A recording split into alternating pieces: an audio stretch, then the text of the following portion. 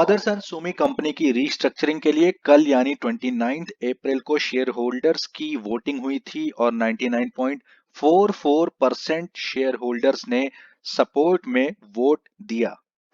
Company का बोलना है कि क्वार्टर 2 के एंड तक कंपनी की रीस्ट्रक्चरिंग कंप्लीट हो सकती है। तो अभी ये पहला क्वार्टर चल रहा है, सितंबर एंड तक दूसरा क्वार्टर कंप्लीट हो जाएगा और तभी तक उम्मीद है कि रीस्ट्रक्चरिंग कंप्लीट हो जाएगी। वोटिंग से रिलेटेड इंपॉर्टेंट पॉइंट ये है कि ये जो वोटिंग हुई है 99.44% की, ये नॉन प्रमोटर शेयर होल्डर्स ने की है। मतलब प्रमोटर्स तो किए ही हैं, साथ में नॉन प्रमोटर शेयर होल्डर्स ने इतना ज्यादा वोट दिया है कंपनी के फेवर में रीस्ट्रक्चरिंग के लिए। तो अब यहां तक क्या है कि शेयर होल्डर्स का अप्रूवल मिल गया है, प्रमोटर्स का अप्रूवल तो था ही।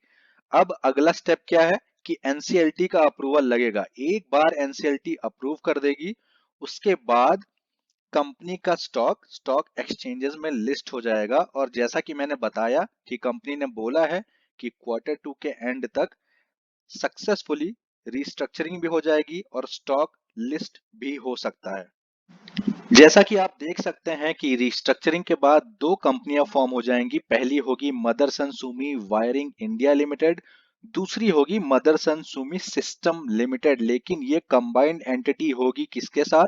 संवर्धना मदरसन इंटरनेशनल लिमिटेड के साथ। अब सबसे पहला क्वेश्चन आपके दिमाग में ये आ रहा होगा कि जब ये कंपनी लिस्ट होगी तो स्टॉक का प्राइस क्या क्या होगा और आपका जो करंट शेयर है मदरसन सुमी सिस्टम में, क्या जब ये कंपनी लिस्ट होगी Motherson Sumi wiring India limited, तो आपको इसका शेयर भी मिलेगा कि नहीं? आंसर ये कि हाँ, आपको इसका शेयर मिलेगा। लेकिन वो शेयर जो लिस्ट होगा कौन से प्राइस पे लिस्ट होगा और कितने पार्ट में ये एग्जिस्टिंग मदरसन सुमी का शेयर स्प्लिट होगा, वो डिपेंड करेगा उस टाइम की मार्केट वैल्यू क्या होगी। तो जब ये चीज होगी तो कंपनी इन्फॉर्म करेगी। अभी कंपनी ने ऐसा कुछ भी इन्फॉर्म नहीं किया है कि किस प्राइस पे लिस्टिंग होगी और किसको कितने शेयर मिलेंगे। ये इंफॉर्मेशन बाद में ही दी जाएगी। Motherson Sumi wiring India limited जब लिस्ट हो जाएगी तो ये इंडिया की सबसे बड़ी कंपनी हो जाएगी ऑटोमोटिव वायरिंग हार्नेस बिजनेस में। तो ये एक बहुत ही अच्छी बात है। दूसरी बात ये है कि इसको कंटिन्यूअस सपोर्ट मिलता रहेगा। जो पेरेंट ऑर्गेनाइजेशन है जो कि है मदरसन सुमी सिस्टम का, इसको सपोर्ट मिलता रहेगा। प्लस इसके पास सपोर्ट रहेगा सुमिटोमो वायरिंग सिस्टम का भी, जो कि करंटली मदरसन सुमी सिस्टम का पार्टनर है। और ये कंपनी फिर इंडिया में ग्रो करेगी तेजी से।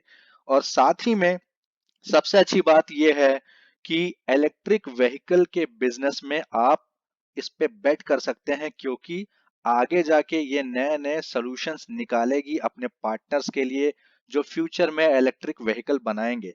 तो इलेक्ट्रिक व्हीकल के पॉइंट ऑफ व्यू से भी ये एक बहुत अच्छी बेट होगी।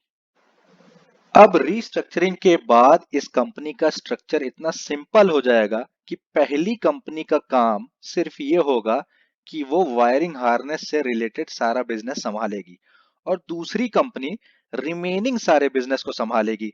जैसे हो गया automotive lighting, shock absorbers, sheet metal और HVAC मतलब हीटिंग वेंटिलेशन और एयर कंडीशनिंग से रिलेटेड बिजनेस। और इस कंपनी की सबसे अच्छी बात मुझे ये लगती है कि फ्यूचर में जब इलेक्ट्रिक व्हीकल आएगी भी तो इसके बिजनेस पे कोई भी नुकसान नहीं पहुंचेगा।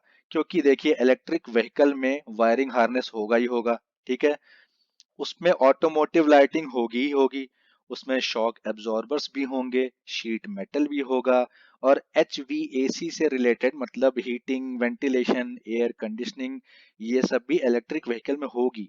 तो इसका मदरसन सुमी का बिजनेस इतना सेफ है कि आप एकदम सुकून से इसमें इन्वेस्ट करके आंख बंद करके बैठ सकते हैं और ट्रैक करने की भी जरूरत नहीं है।